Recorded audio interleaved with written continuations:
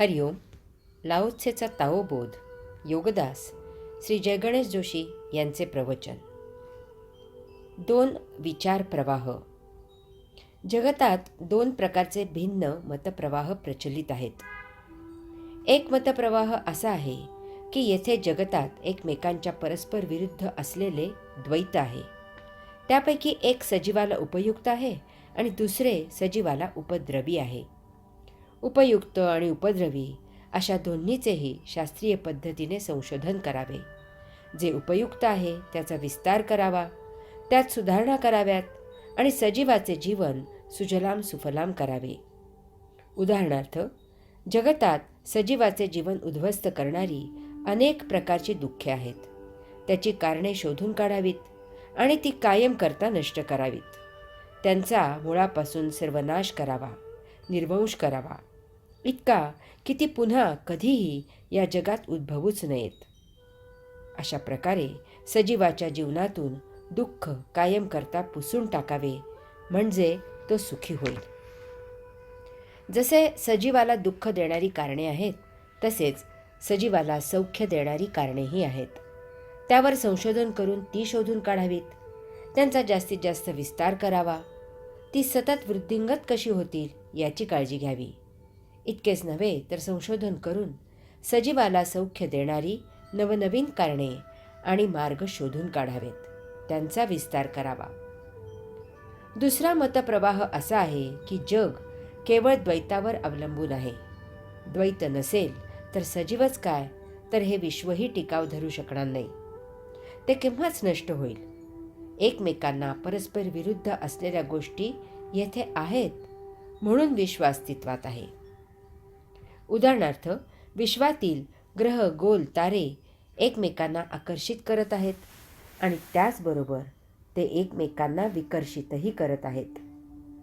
केवळ यामुळेच ते एकमेकांवर न आपटता एकमेकांना एकमेकांपासून एका ठराविक अंतरावर स्थिर ठेवून एकमेकांसभोवती प्रदक्षिणा घालत आहेत आणि त्याचबरोबर स्वतः सभोवतीही फेरे घेत आहेत. तसे नसेल तर ते एकमेकांना टक्कर होऊन नष्ट होतील. हे विश्व नष्ट होईल. या त्यांच्या फिरण्यामुळेच पृथ्वीवर दिवस आणि रात्र होते. त्यामुळे जसा सूर्यप्रकाश मिळतो तसाच सूर्याचा परावर्तित चंद्रप्रकाश मिळतो. दोन्हीही सजीवाला फार उपयुक्त आहेत. जर द्वैत नसेल तर सजीवाला जीवन जगणे अशक्य आहे. सजीवाला आयुष्यात द्वैताची गरज आहे. यामुळे द्वैत जरी एकमेकांविरुद्ध आहेत असे सकृतदर्शनी भासत असले तरीही ती एकमेकांविरुद्ध नसून ती एकाचीच दोन टोके आहेत. ती एकमेकांना परस्पर संलग्न आणि पूरक आहेत. यामुळे त्यातील एक उपयुक्त आहे आणि दुसरे उपद्रवी आहे असे म्हणता येणार नाही. सजीवाच्या अस्तित्वासाठी दोन्हीही उपयुक्त आहेत. याचा अर्थ जसे सौख्य पाहिजे तसेच दुःखही पाहिजे आहे. आपण एकाला जवळ करून दुसऱ्याचा नाश करू शकत नाही. द्वैतावर अद्वैत हा उपाय. सर्वसाधारणपणे पाश्चात्य देशांमध्ये द्वैतामध्ये बदल करण्याचा प्रयत्न सुरू आहे. उपद्रवी गोष्टी समूळ नष्ट करून उपयुक्त गोष्टी जास्तीत जास्त टिकवून द्वैतातून बाहेर यायचा खटाटोप सुरू आहे. त्यामुळे अव्याहत संशोधन करून जीवाला दुःख देणारी कारणे नष्ट करायचा सतत उपद्व्याप सुरू आहे. स्वाभाविकच जगात हा मतप्रवाह फार फार प्रचलित झाला, कारण सौख्य वृद्धिंगत करणारा हा मतप्रवाह मानवाला जवळचा वाटला. त्याने तो सर्व जगात उचलून धरला आणि त्याला उदो केला, प्रचार केला आणि त्याचा प्रसार झालाही. अर्थातच संपूर्ण जगात पाश्चात्य संस्कृती झपाट्याने अंगीकारली जात आहे. जगात पाश्चात्य पोशाख, राहणीमान, खाणेपिणे, भाषा, आचारविचार यांचा फार प्रभाव आहे. परंतु पौर्वात्य संस्कृती सांगते की आपण द्वैत नष्ट करू शकत नाही. तसे केल्यास द्वैत नष्ट होत असल्याचा आभास निर्माण होईल, परंतु ते द्वैत कोणत्या ना कोणत्या रूपात तसेच शिल्लक राहील. त्यातून त्यातील एक बाजू नष्ट केली गेली तर ती स्वतःबरोबर दुसरीही बाजू नष्ट करून स्वतः नष्ट होईल.